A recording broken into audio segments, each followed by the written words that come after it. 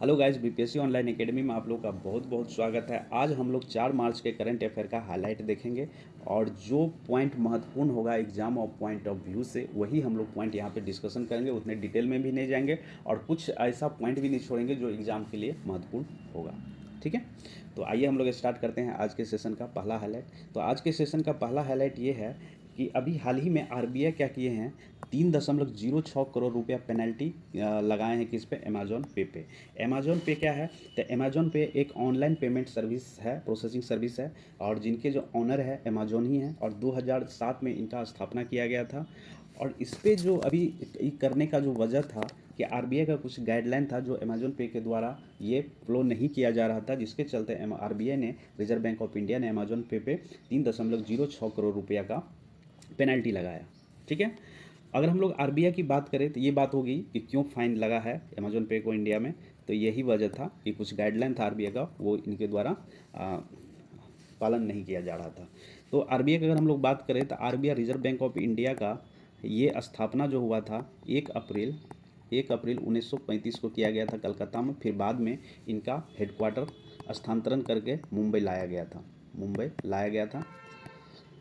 और आरबीआई का जो काम होता है इंडिया में, ये इंडिया का सेंट्रल बैंकिंग सिस्टम है जो रेगुलेट, कंट्रोल एंड रेगुलेट दोनों करता है बैंकिंग सिस्टम को इंडिया में। ठीक है, इनके वर्तमान में गवर्नर है शक्तिकांत दास जी इनके वर्तमान में गवर्नर है। ठीक है, तो ये बात आप लोग याद रखेंगे, बस यही इंपॉर्टेंट था।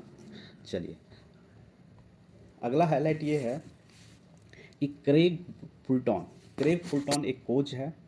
ठीक है, जिनको अभी भारत के लिए जो मेंस हॉकी टीम का है उनके लिए इनको कोच का अपॉइंटमेंट किया गया है, क्योंकि इससे पहले जो भी थे और इनका जो है ये साउथ अफ्रीका के हैं। ये बात आप लोग याद रखेंगे, साउथ अफ्रीका के हैं ग्रेग फुलटॉन। इनको इंडियन मेंस हॉकी टीम जो है उनके लिए न्यू चीफ कोच के तौर पे इनको अपॉइंट किया गया है। क्योंकि 15वां एडिशन का जो, ये देखिए, जब भी एडिशन की बात आती है तो ये एडिशन ज़रूर आप लोग याद रखिएगा कि कौन सा एडिशन था इनका। तो जो मेंस हॉकी वर्ल्ड कप का 15वां एडिशन था, उनका आयोजन किया गया था उड़ीसा में इनका आयोजन किया गया था, भुवनेश्वर में। जिसमें क्या हुआ था कि इंडिया का परफॉर्मेंस कुछ बेहतर नहीं रहा था, इसके वजह से इससे पहले वाले कोच को रिजाइन देना पड़ा। उन्हीं के स्थान पे क्रेग फुलटॉन को एज ए कोच अपॉइंट किया गया है।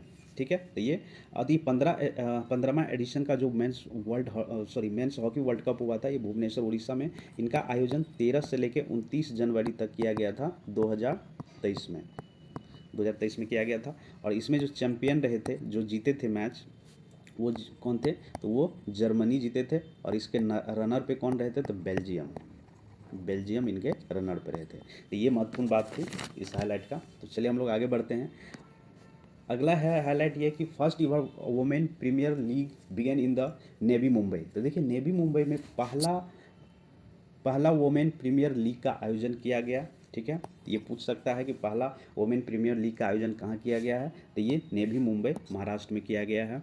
और इनका आयोजन जो है 4 मार्च से स्टार्ट होगा, 4 मार्च 2023 से इनका स्टार्ट होगा। और इसमें जो है 5 टीम भाग ले रहे हैं। ये 5 टीम कौन कौन से हैं, तो 5 टीम है। पहला है मुंबई इंडियन, ठीक है। दूसरा है रॉयल चैलेंज बेंगलोर। तीसरा है दिल्ली कैपिटल। और चौथा है यूपी वॉरियर। और पांचवा है गुजरात गैंट। तो ये 5 टीम ये टूर्नामेंट में भाग लेंगे। जो इससे पहले हम लोग आईपीएल सुने होंगे, लेकिन ये डब्ल्यूपीएल, ठीक है, वुमेन प्रीमियर लीग का आयोजन किया गया 2023 में। और ये पहला है जो कि नेवी मुंबई महाराष्ट्र में खेला जाएगा।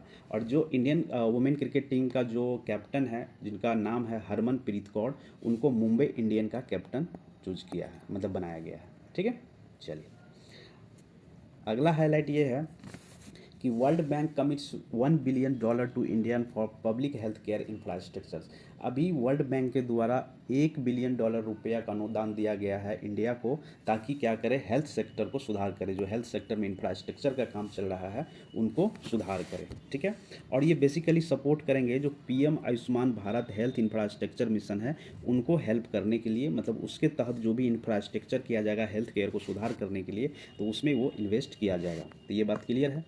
अब यहाँ पे अगर हम लोग वर्ल्ड बैंक की बात करें, वर्ल्ड बैंक जो है ये इंटरनेशनल फाइनेंशियल इंस्टीट्यूट है। ठीक है, जो कि प्रोवाइड करता है लोन और ग्रांट दोनों दिया जाता है, जो लो और मिडिल इनकम कंट्री है उनको दिया जाता है, जिनका जो रिटर्न करने का टाइम पीरियड होता है लगभग 35 से 40 साल होता है।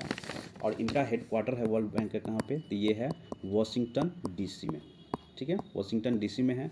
और इनकी स्थापना जो किया गया था जुलाई 1944 में इसका स्थापना किया गया था। वर्तमान में वर्ल्ड बैंक के प्रेसिडेंट जो है डेविड मालपासा है, ठीक है, बस यही बात याद रखना है। और चलिए एक बात यहाँ पे हम पूछते हैं आप लोगों को कि यहाँ पे आप लोग कमेंट करके ये हमको बताइए कि अभी वर्तमान में वर्ल्ड बैंक के कितने मेंबर है, वर्ल्ड बैंक के कितने मेंबर है, ये मुझे कमेंट करके बताइए, ठीक है। चलिए अगला हाईलाइट है 5 नंबर, ये कि देखिए यहाँ पे मार्च नहीं, यहाँ पे फरवरी होगा, ये आप लोग सही कर लीजिएगा थोड़ा। 4 फरवरी को वर्ल्ड कैंसर डे मनाया गया, ठीक है, ये एनुअली और ग्लोबली मनाया जाता है। और ये कहाँ पे WHO के द्वारा ये मनाया जाता है। और इस बार का जो थीम था वर्ल्ड कैंसर डे का, वो था क्लोज द केयर गैप। ये याद रखिएगा 2023 का थीम था वर्ल्ड कैंसर डे का, जो सेलिब्रेट किया जाता है हर साल कब, 4 फरवरी को। इसको सही कर लीजिएगा आप लोग, 4 फरवरी है ये, ठीक है। चलिए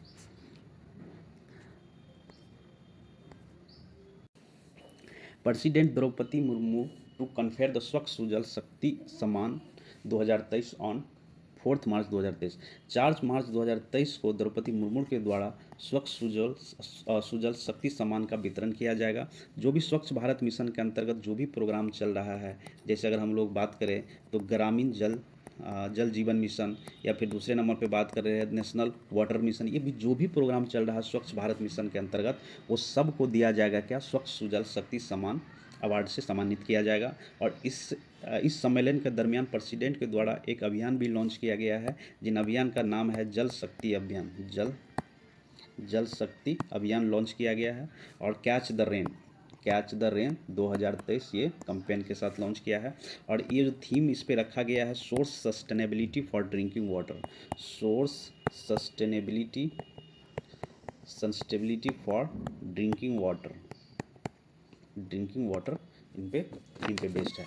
अगर हम लोग बात करें जल शक्ति अभियान का, तो जल शक्ति अभियान केंद्रीय मंत्री के द्वारा ये लॉन्च किया गया था 2019 में, स्वच्छ भारत मिशन के अंतर्गत ये लॉन्च किया गया था, ठीक।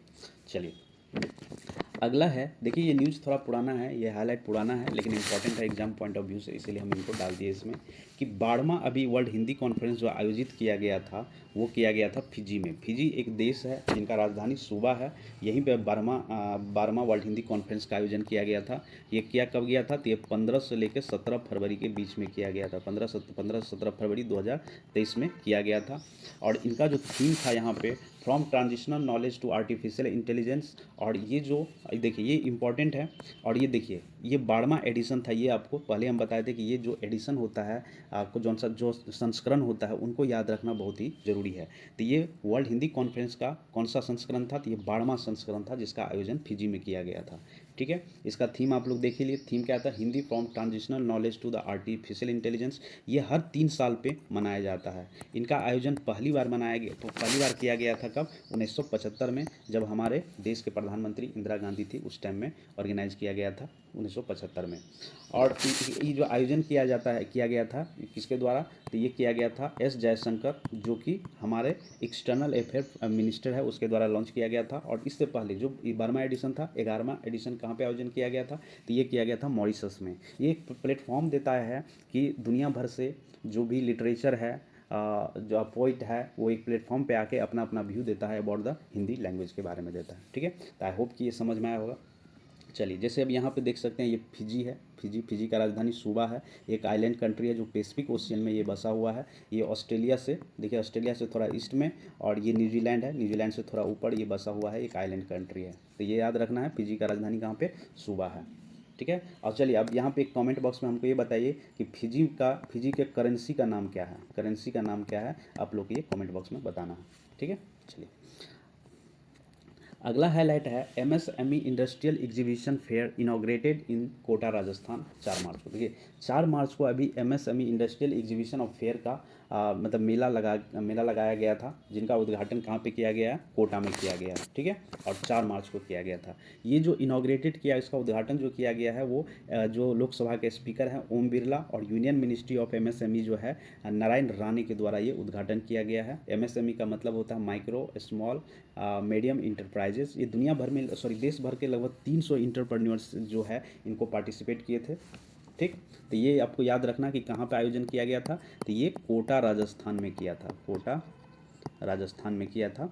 और किसके द्वारा किया गया है, तो ओम बिरला के द्वारा, ओम बिरला जो कि लोकसभा के स्पीकर है, और नारायण राणे जो है ये एमएसएमई के मिनिस्टर हैं। तो ये दोनों बात आपको याद रखना है, कोटा राजस्थान में किया गया। चलिए अगला हाईलाइट ये है 9 नंबर में हाईलाइट है कि PM Modi inaugurates the 8th edition. देखिए यहाँ पे भी एडिशन आ गया, 8वां संस्करण या 8वां एडिशन जो रायजाना डायलॉग है उनका आयोजन किया गया अभी न्यू दिल्ली में। इनका नाम रायजाना डायलॉग क्यों पड़ा, जो हमारा पार्लियामेंट, इंडियन पार्लियामेंट जो है वो जो एस्टैब्लिश है, बसा हुआ है, वो किस पे, रायजाना हिल पे बसा हुआ है, इसलिए इनका नाम जो है रायजाना डायलॉग रखा, ठीक। और इसका आयोजन किसके द्वारा किया गया, तो ये पीएम मोदी के द्वारा इनॉग्रेट किया गया है। इसमें एज ए चीफ गेस्ट गॉर्गिया मेलोनी इसमें पार्टिसिपेट किए, और जो कि क्या है, प्राइम मिनिस्टर है, कहाँ के, इटली के प्राइम मिनिस्टर है। एज ए चीफ गेस्ट ये क्या किए थे, इसमें पार्टिसिपेट किए थे, ठीक। तो इतना ही याद रखना है, 8वां संस्करण था ये। चलिए अगला हाईलाइट है 10 नंबर कि फॉर्मर सीजेआई मतलब chief justice of India am Ahmadi passes away. मतलब इनका अभी जो ये है, ये देख रहे हैं former chief justice of India है, former chief justice of India, ये 26 नंबर का चीफ जस्टिस ऑफ इंडिया है, जिनका कार्यकाल था 1994 से लेके 1997 तक इनका कार्यकाल था। और ये 26वें नंबर के जो थे ये चीफ जस्टिस ऑफ इंडिया रह चुके हैं।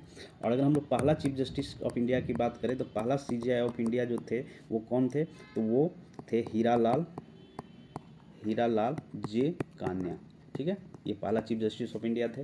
और अभी वर्तमान में 50वां चीफ जस्टिस ऑफ इंडिया थे, कौन है, ये DY चंद्रचूड़ साहब हैं, ठीक है, ठीक। आई होप कि ये सेशन आपको अच्छा लगा होगा। इसी के साथ आज का मेरा ये सेशन यही ख़त्म करते हैं। और thank you for watching BPSC और ऑनलाइन एकेडमी। आई होप कि ये सेशन आपको अच्छा लगा होगा। Thank you.